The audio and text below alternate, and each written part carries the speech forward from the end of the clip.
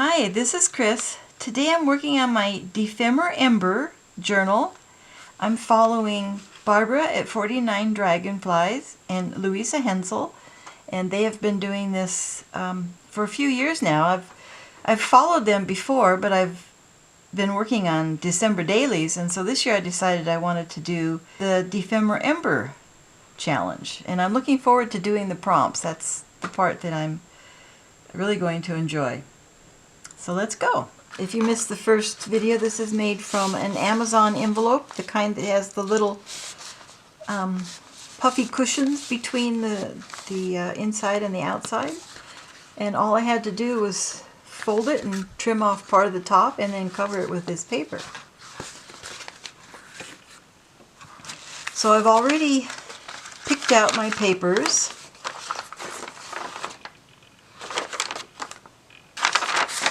This one needs to be folded differently.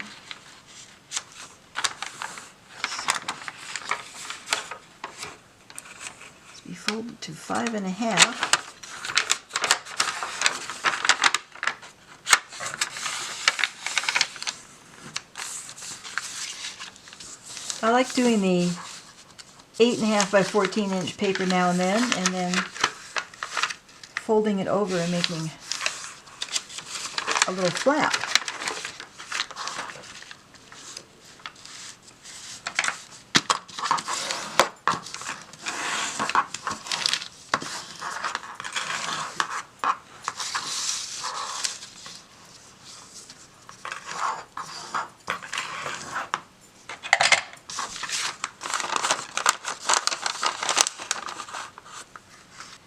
These are all folded now.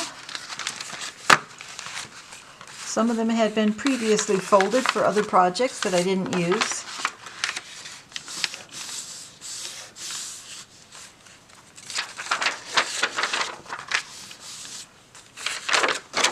This one's pretty crispy. I don't know if I'm going to use it or not.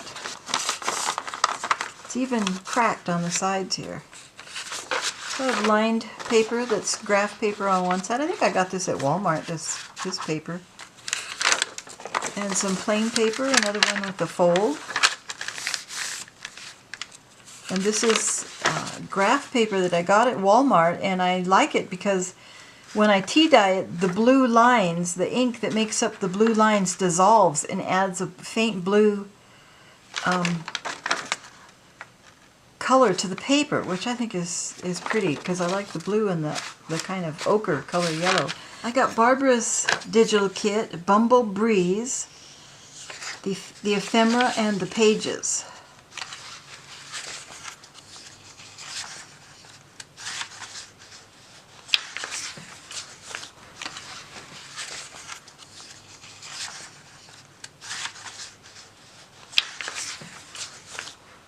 And I printed on the back. It's very faint. You can't see it. It's just a very faint sort of jelly print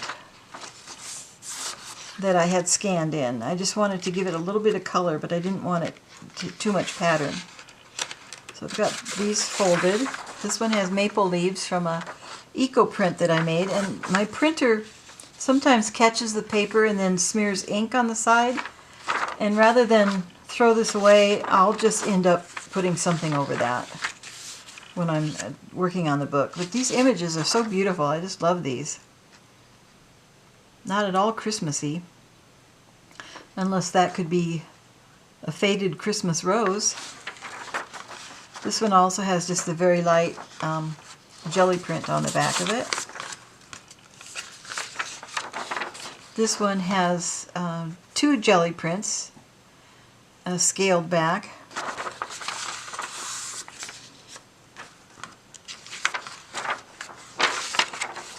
This one has a print of some of my grandmother's lace, and all these I actually have digital kits of these, and there's a link to my Etsy shop in the description, and I won't put a link to every one of these digikits, but you could look in there and see if there's anything that you'd like to use, because they make good neutral backgrounds for other prints. And then there's this one. This is also a little bit darker of the jelly print.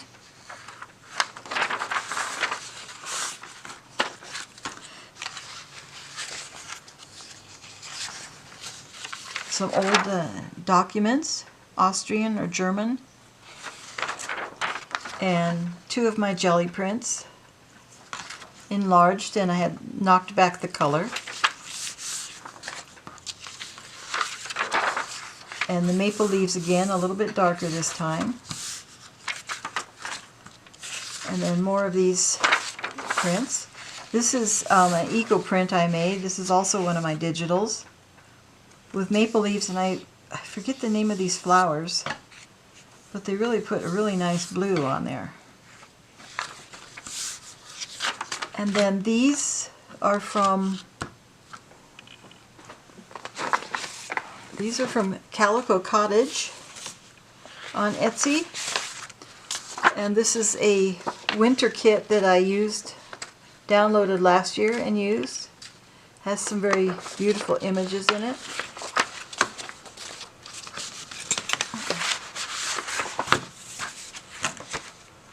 So there's that one.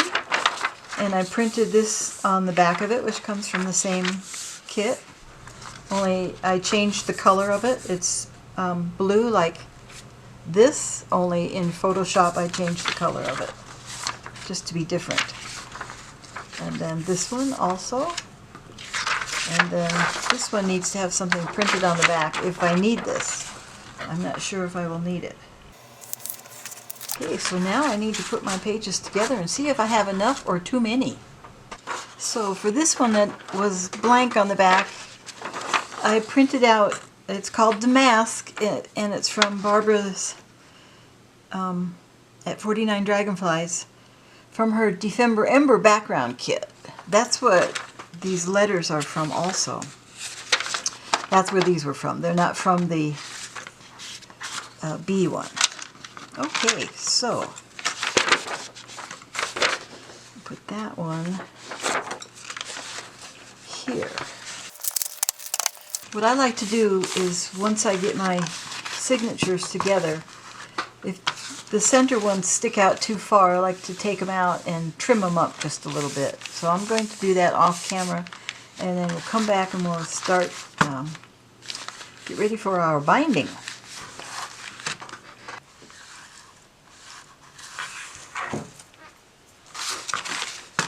Okay, I've creased them real sharp and fit them in and trimmed the edges, and now they fit pretty good. So now we need to bind them in. I'm going to get my centering ruler, and I have here a piece of cardstock for 8.5 by 11 pages. And it fits just like this.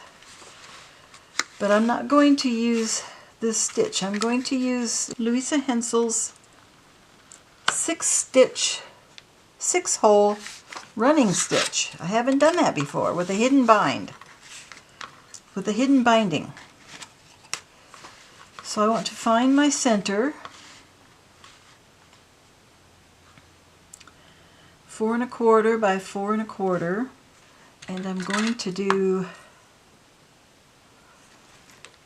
1/2 inch from the top and 1/2 inch from the bottom.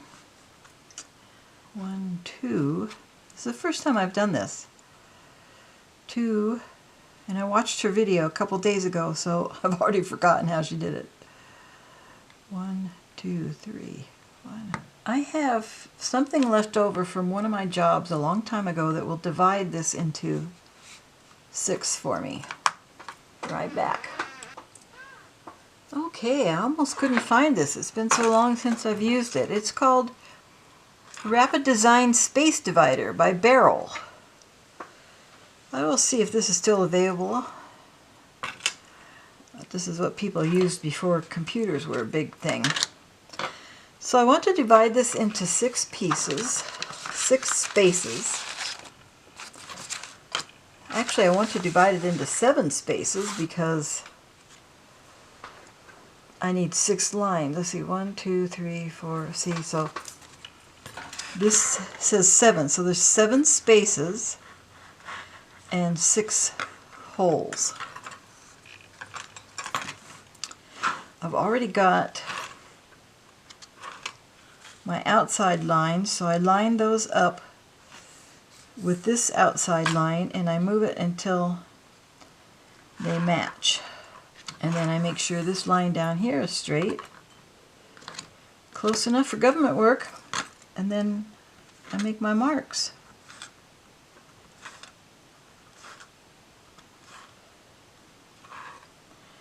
Except now that I have 8. I don't want 8.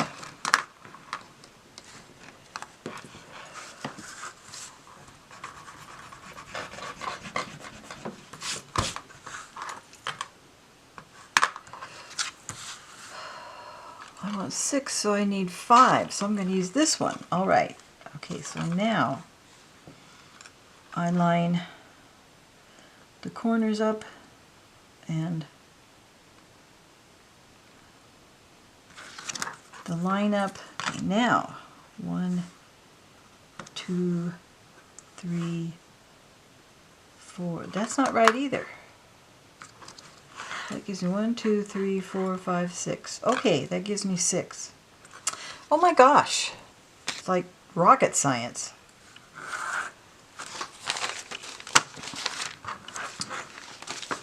Okay, so what I'm going to do is I put this in here, right on the crease. I'm going to mark my 6 holes. I'm going to write on here top, and I'm going to write 6 running stitch.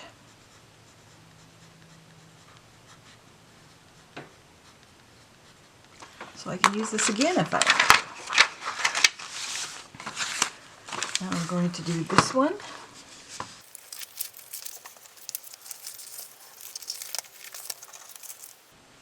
And right on the crease, my 6 stitches. And right on the crease, my 6 holes.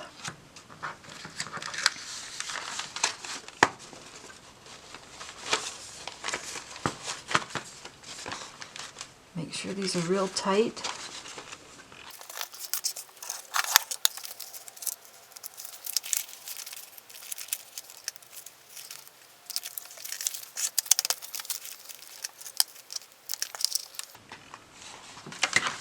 Okay, one last check to make sure everything is right side up.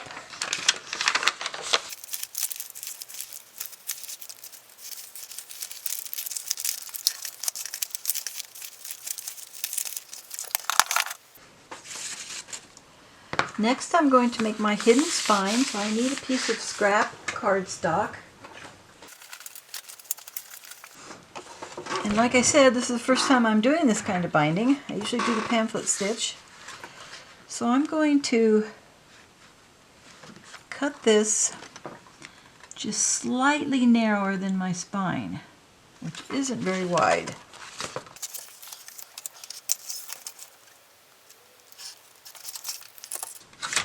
That doesn't look exactly straight. So it's 9 1/2/8.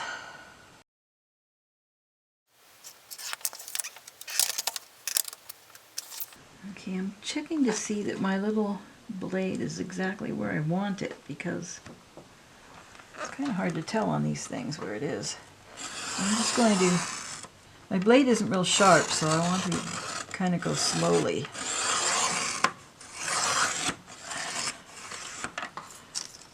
All right. So next, we decide how far in I'm going to sew these. First, let's make sure it fits. Okay, that fits.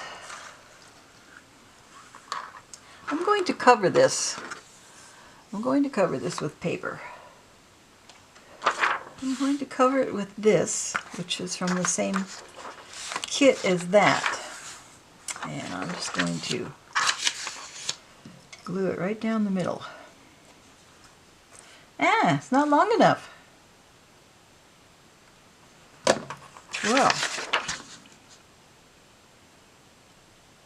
I guess if I do it this way, it won't be seen much anyways. I'll just do it that way then.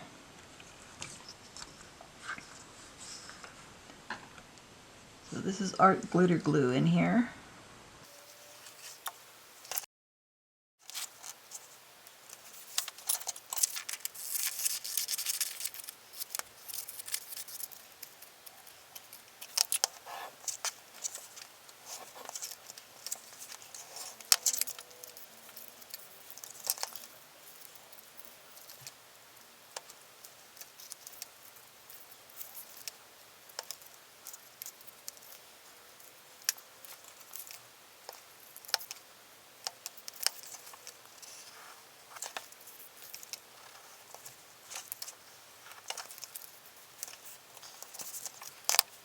Okay, I let that dry while I cleaned up my table.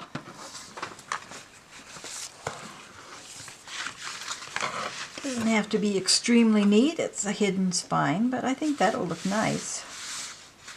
Just blend right in. So, when these go in here, yeah, I can see about a quarter inch from each side.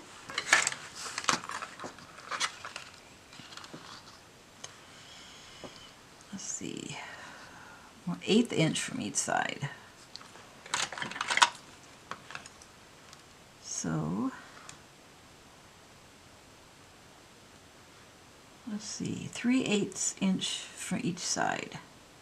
Oh, that comes out perfectly. You'd think I was a mathematician.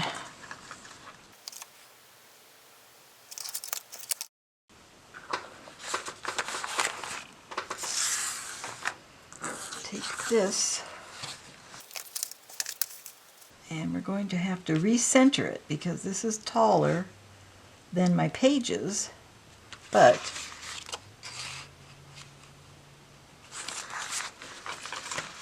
this is taller than my pages. So I'm going to mark this page height, and then this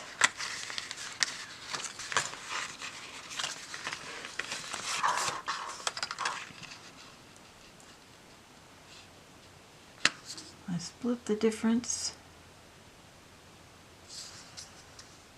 I'll put this here, and this will be spine height. Hidden spine height. Okay, and then this is pretty close to the book height. I'll just have to be sure when I mark it that well, actually I don't need to punch this. I won't be punching this because it's going to be on here. So, I don't have to worry about that like I usually do with a pamphlet stitch. Okay, so let's mark this.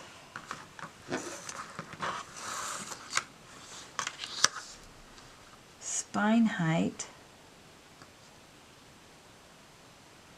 And then match it up to the width.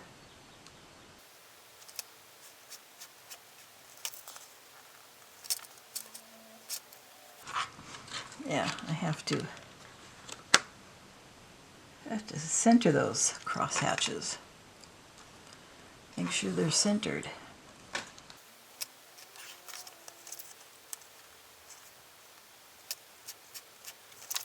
Okay, now I get to punch some holes.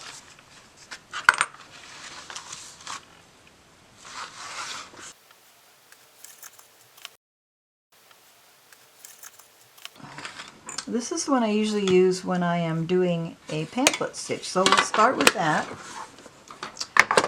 And if it doesn't go through the cardboard, then we can use the other tools. So let's see what we can do. here. Get these back together tight.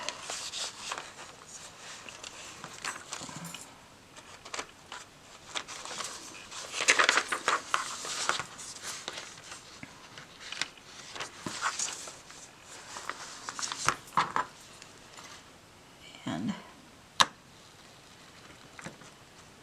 it works fine with the paper, which I was pretty sure it would. Trying not to go all the way through to my mat.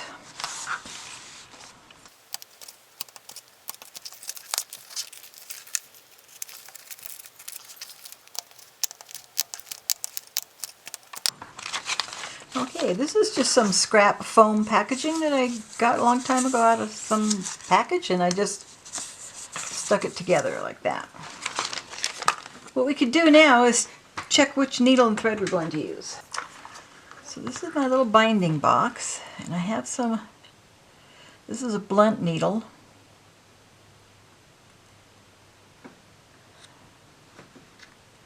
Here's a sharp needle. Here's a tapestry needle. It's way too big. Here's another sharp needle. Here's another awl. This is actually a file. That might work for reaming out the cardboard. Hidden spine. I've got a white waxed linen thread, a brown white waxed linen thread. I've got buttonhole thread in white and black. I've got elastic, but we won't be using that today. Here's some finer thread. That's for something else. So I just made this out of a little cardboard box. I put the little wooden spools on the bottom, painted them gold. I put the bottom, covered the bottom with some cardstock, craft paper actually, and put a little stamp. My neighbor lent me that little stamp. It says one of a kind, art crafted by, and then I did that in 2020.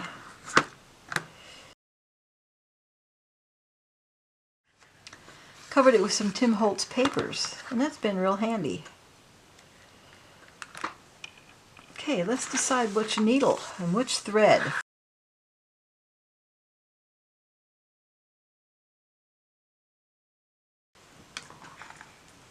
If we double this up,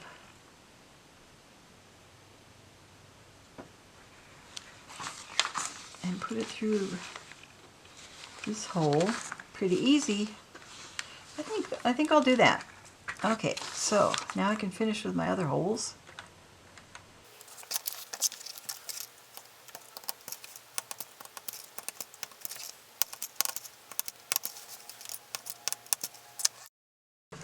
That's it. I'll put my tools away. I got this a long time ago on sale at Michael's. I don't know if it's still available. There's a hammer that goes in here, but I evidently didn't put it away. Okay, this is going to be a running stitch. So if you're familiar with the pamphlet stitch, you go in and out and in and out and in and out and in and out, and then you tie it in the middle. This one we're going to go in and out, come up and go in and out, and then tie it on the back. So if we go, I have to make sure that I'm going to end up in the right place because this is the first time I've done this. So if I go in and out, in and out, in and out, in and out, in and out, in and out, that will work. My next decision is which one of these do I want in there first?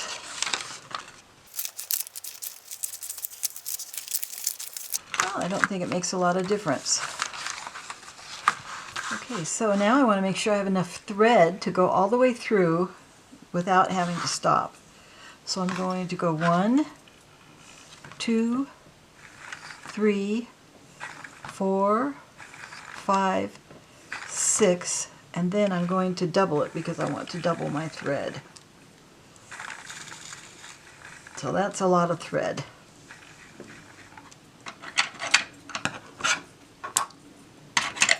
And here's the needle that I picked.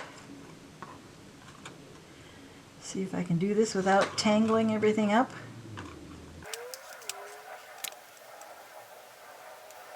You know, it doesn't need to be that long. That would be if I was doing a pamphlet stitch and going back and forth. Doesn't really need to be that long. So it needs to be this long,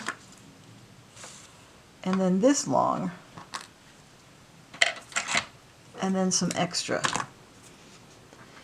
I kind of overestimated that. I got enough here for a couple more books.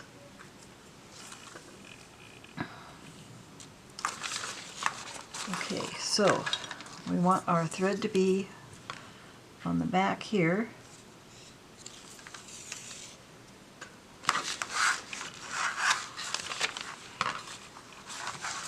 And those holes didn't really go through the way I wanted, did they?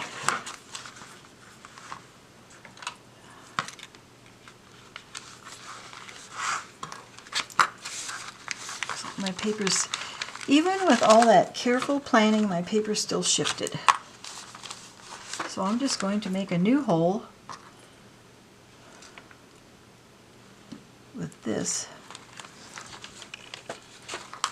And I'm going to go up there.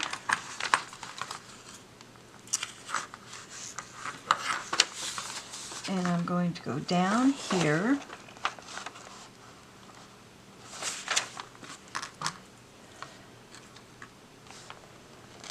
To make a new hole with that, for that one too.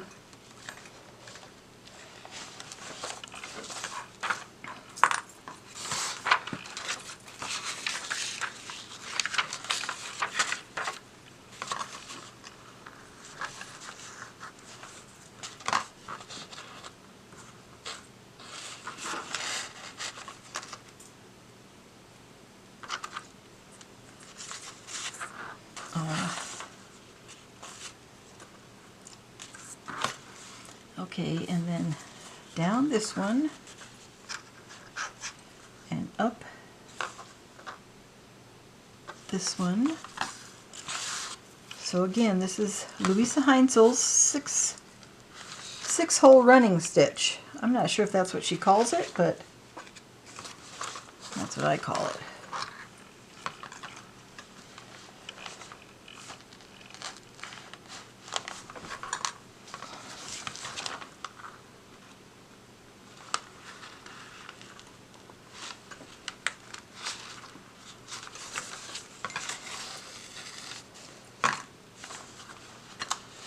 Now my holes are lining up at the bottom, so I don't have to re-poke my holes.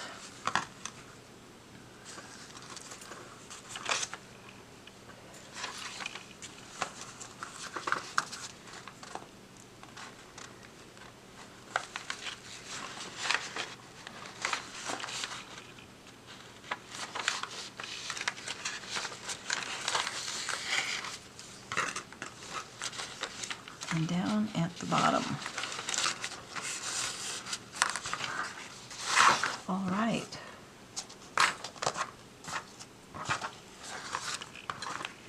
Okay, so we want to, gosh, my fingers are fumbly today. Fumble fingers. Tighten this up. Tighten this up. Tighten this up.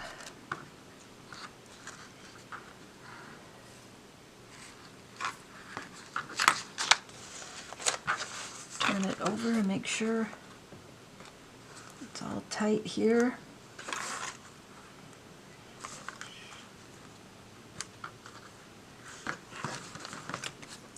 Bring our needle back through this hole. Make sure we have enough thread. Okay, these holes look good. Now we start at the bottom.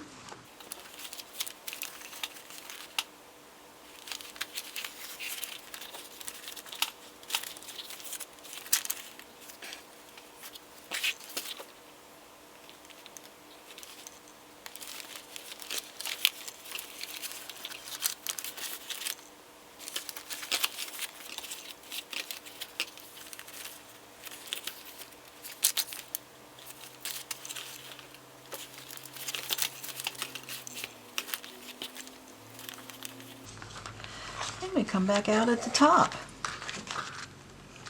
So I like that stitch. That's a pretty easy stitch. If you sometimes have trouble getting your head around the pamphlet stitch because it has an uneven number of holes, and sometimes it's hard to know exactly what hole you're supposed to be going through, this is a pretty good stitch.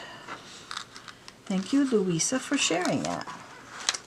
So I'm just going to continue making sure all my threads are pulled up tight. Hopefully the thread doesn't break. It's a pretty strong thread.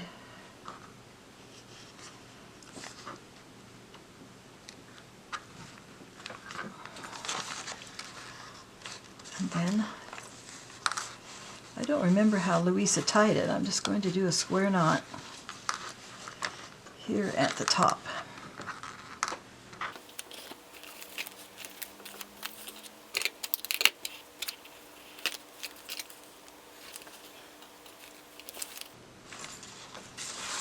Now if I wanted, I could put dangles on that and have them hanging out the top like a bookmark.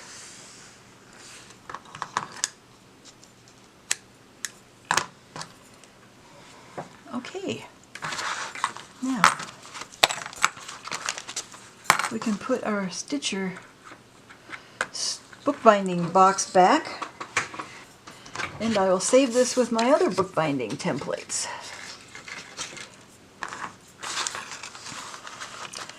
So let's see, do I want to put a little charm on there? I think I will. I think I will put a little charm on there. Now, this needs to go in here. Isn't that cool? So I want to make sure I've got this the way I want it. I want the pine cones facing up. These pine cones are facing down, so this is the right way. Pine cones are facing up. And look at this, one of my threads is a little bit loose, but since this is going to be glued, I don't think that's going to make any difference because I can put glue on that. So I'm going to use my art glitter glue, and I'm going to be generous.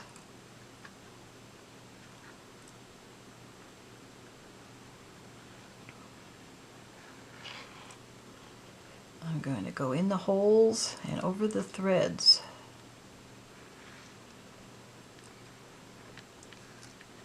Just to be sure.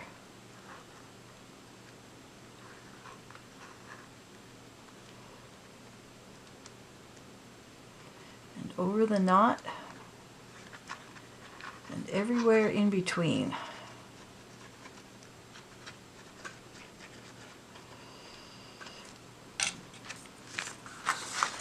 Now I have to make sure I get this in there nice and straight.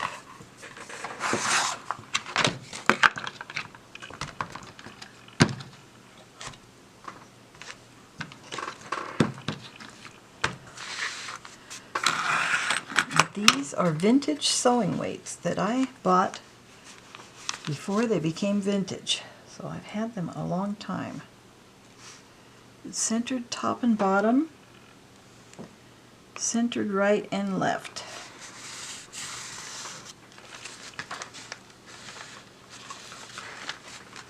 Now,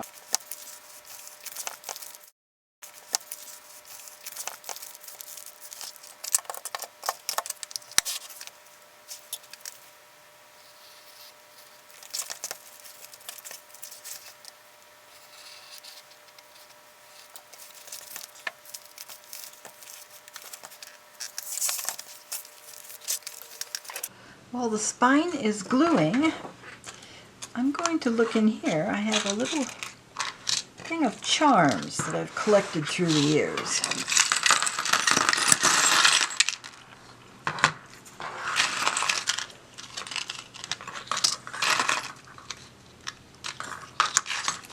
These are cute. These are little cooking charms, cookbook and teaspoons, a little cake.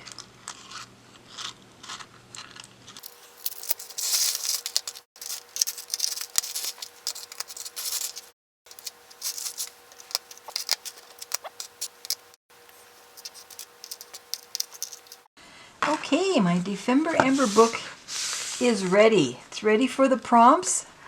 Still a couple of weeks before we get the prompts, but I'm not going to decorate the cover until I get the prompts, and then I'm going to use the prompts to prompt me to make something for the cover. So here's our book. Here's my charm. I tied it on and put some glue on the threads. I had to put a little extra glue down here and hold it down. I might have to do that more. I might put a piece of grosgrain ribbon on there or something. I don't know, but I'm thinking that with opening and closing a lot, that puts a bit of stress on there. But anyways, so here's my book all ready for Dephemerember with the beautiful bees in it, and some of my own eco prints, and some of my own tea-dyed paper.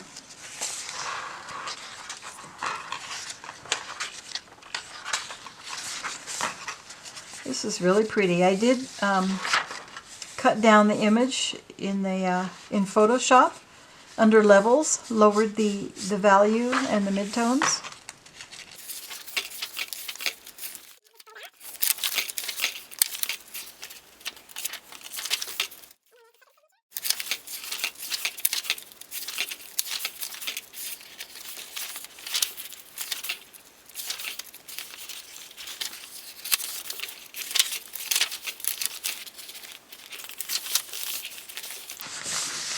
So thanks for watching, and come back as I work in my Dephemerember book. I can't wait to get the prompts. Have fun crafting. Bye-bye.